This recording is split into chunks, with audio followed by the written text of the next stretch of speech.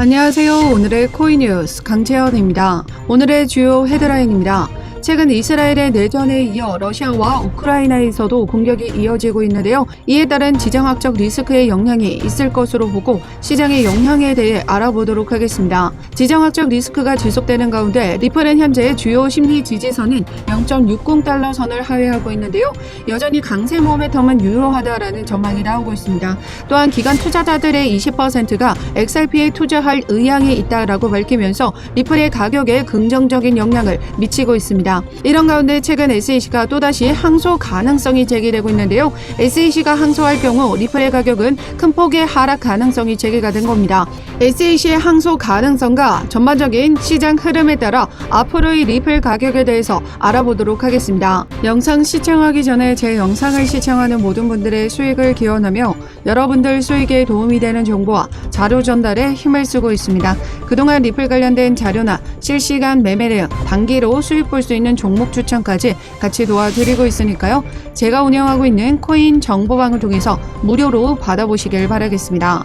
하단 더보기 클릭하시면 모바일 전용 링크와 PC 전용 링크가 각각 준비되어 있는데요. 모바일로 시청하고 계시는 분들은 첫 번째 모바일 전용 링크를 클릭해 주시면 되시고 PC로 시청하고 계시는 분들은 두 번째 PC 전용 링크를 클릭해 주시면 되십니다. 그럼 본격적으로 영상 시작하기 전에 구독과 좋아요는 영상 제작에 많은 힘이 되고 있으니까요. 좋아요 버튼이라도 꼭 한 번씩만 눌러주시면 감사하겠습니다. 첫 번째 헤드라인입니다. 최근 이스라엘의 내전에 이어 또다시 러후 전쟁이 이어지고 있는 모습인데요. 러시아와 우크라이나는 이미 오래전부터 이어오던 전쟁이기 때문에 더 큰 폭의 낙폭을 이어가긴 어려울 것으로 보고 있습니다. 어제자 공격이 이어지고 하락하는 흐름을 만들어내줬지만 오늘자 다시 반등의 움직임을 가져가고 있습니다. 이에 따라 리플은 중요한 심리 지지선인 0.6달러를 하회하는 모습을 보여줬는데요. 그럼에도 불구하고 강세 모멘텀은 여전히 유지되고 있다라고 합니다. 암호화폐 전문 매체 비인크립토는 일봉 차트에서 0.58달러 위에서 거래되며 강세 모멘텀을 가리키고 있다라고 진단했습니다. 주요 저항선인 0.61달러 상향 돌파 시 0.66달러까지 상승 가능할 것으로 보인다라고 덧붙였는데요. 또 다른 암호화폐 분석가 이그렉 크립토 역시 일봉 차트 기준에는 단기 약세 모멘텀을 형성하고 있지만 25일, 90일 장기 이동 평균선은 여전히 상승 추세를 유지하고 있다라고 진단했습니다. 또한 상대 강도 지수가 낮은 과매도 구간에 진입했는데요.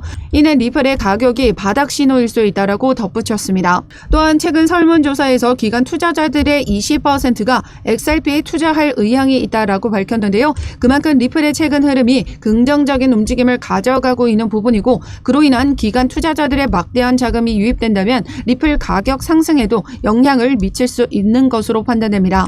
이러한 지정학적 리스크를 지금 현재 소화시켜주고 있는 모습을 보여주고 있는데요. 코인 시장에서 큰 악재로 보고 있는 것 바로 이 중동 전쟁의 확전입니다. 아직 추가적인 확전의 움직임은 없는 것으로 보고 저가 매수세가 유입되고 있는 부분인데요. 중동 전쟁으로 확산이 될 경우에는 시장에 큰 충격을 줄 수 있을 것으로 판단됩니다. 큰 폭의 하락 흐름이 만들어지기 전에 비중 조절과 다시 한번 저점에서의 추가 매수를 통해서 여러분들의 소중한 자산을 지켜내셔야 된다는 거죠. 그렇기 때문에 이 중동 전쟁에 대한 리스크 속보 자료와 리플에 대한 대응 자료는 제가 운영하고 있는 코인 정보방을 통해서 발빠르게 받아보실 수 있는데요. 하단 더보기 클릭하시면 모바일 전용 링크와 PC 전용 링크가 각각 준비되어 있는데요. 모바일로 시청하고 계시는 분들은 첫 번째 모바일 전용 링크를 클릭해 주시면 되시고 PC로 시청하고 계시는 분들은 두 번째 PC 전용 링크를 클릭해 주시면 되십니다. 어떠한 금전적인 요구 절대 하고 있지 않습니다. 여러분들은 구독과 좋아요 꼭 한 번씩만 눌러주시면 영상 제작에 많은 힘이 되고 있으니까요. 좋아요 버튼이라도 꼭 한 번씩만 눌러주시면 감사하겠습니다. 그럼 이어서 SEC의 항소 가능성에 대해서 알아보도록 하겠습니다. 최근 기사를 통해 SEC가 항소할 경우 큰 폭의 하락 가능성이 제기된 건데요. 기사 내용을 보시면 리플과 SEC 간의 법적 판결 이후 XRP의 가치와 1달러에 도달할 가능성에 대해 관심이 집중되고 있다고 합니다. 암호화폐 전문 매체 핀볼드에 따르면 법원은 리플에 대해 1억 2,500만 달러의 벌금을 부과했지만 XRP를 증권으로 분류하려는 SEC의 시도를 거부했다고 합니다.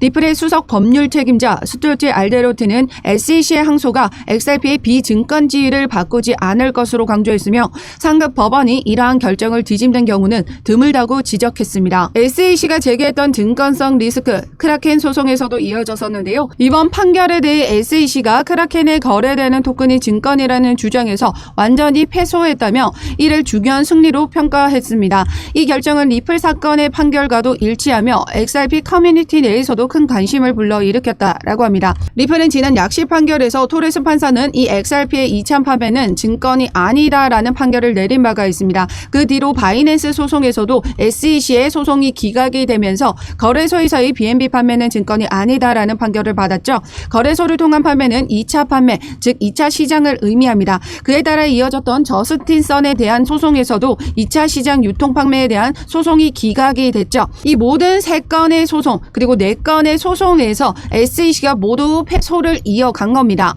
즉 최근 판결을 통해 법원은 토큰 자체는 증권이 아니며 토큰과 관련된 계약만이 증권법의 적용을 받을 수 있다라고 명확히 했습니다. 이에 따라 지난 리플 기간 판매에 해당하는 투자 계약만이 증권으로 성립되면서 1억 2,500만 달러로 마무리가 된 부분이 있었죠.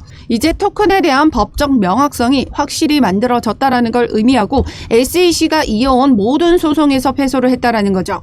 이번 판결은 SEC의 디지털 자산 규제에 대한 입지를 약화시키는 중요한 사건으로 평가받고 있습니다. 즉 SEC는 리플에게 항소를 할 수가 없다라는 말이 되는 겁니다. 이로써 모든 암호화폐의 2차 판매는 증권이 아니기 때문이죠. 이에 따라 최근 AI가 전망한 리플의 가격을 보시면요. 리플이 최종적으로 승리할 경우 1달러를 넘어 1.2에서 1.5달러까지 상승할 가능성이 있으며 반면 SEC의 입장이 유지된다면 0.3달러에서 0.2달러까지도 하락할 위험성이 있다고 AI는 예측했습니다. 즉 지금 현재 이렇게 SEC의 항소가 이어지고 항소에서 승리할 경우에 이런 하락 흐름이 있을 수 있다라는 건데요. 절대 이런 일이 일어날 수는 없다라고 말씀드리고 있죠. 잠재적으로 이미 소송에서 승소 판결을 받고 있는 우리 리플의 가격이 이제 1달러를 넘어설 것이라는 움직임이 얼마 남지 않았다라는 말이 되는 겁니다. 이런 움직임에서 최근 고래드는 어떻게 하고 있다? 집중적으로 XRP를 매집해 나가고 있습니다. 지난 8월 초 24시간 동안 1억 XRP를 매집했고 최근 소식이죠. 2건의 내부 거래가 확인이 됐습니다. 이 내부 거래는 주식에서의 블록딜에 해당하는 부분으로 대규모의 물량을 다른 이에게 넘겨줄 때 사용되는 방법인데요. 세력들이 이 대량의 물량을 매집한 흔적으로 볼 수 있다는 겁니다. 세력들은 이렇게 내부 거래로 인해서 XRP의 물량을 확보해 나가고 있는데요. 이렇게 횡보와 미비한 움직임을 보여주는 이유는 코인 시장의 거래 대금이 지금 현재 낮기 때문입니다. 기술적인 차트 흐름이 아무리 좋아도 강력한 호재가 있다라고 하더라도 지금 거래 대금이 동반되지 않는다면 폭발적인 상승이 만들어질 수는 없다라는 뜻이고요. 먼저 선 과제는 이 거래 대금이 살아나야 된다라는 겁니다.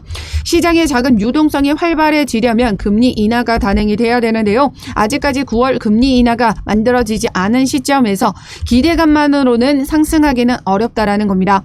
실질적인 금리 인하가 단행이 돼야 시장에 현금이 돌면서 거래 대금이 살아날 것으로 보고 있는데요. 그렇기 때문에 금리 인하로 인한 자금 유동성의 증가는 조금의 시간이 필요할 것으로 보고 있습니다. 거래 대금이 동반하게 되면 해당 상단 돌파가 만들어질 것으로 보고 있는데요. 그전에는 지금 현재 미비한 움직임을 가져가고 있기 때문에 이런 고점이 아닌 이 하단 지지선 밑에서 저점에서의 더 많은 물량을 모아가는 기회로 삼으셔야 된다는 겁니다. 또한 중동 확전의 가능성이 또다시 제기가 되게 되면 추가 급락이 만들어질 수 있기 때문에 혼자서 섣불리 대응하지 마시고 제가 전체적인 거시 역량과 세력들의 움직임 패턴을 파악하고 실시간 차트 분석을 통해서 언제 어떻게 들어가는지 매수가와 비중 모두 잡아드리도록 하겠습니다.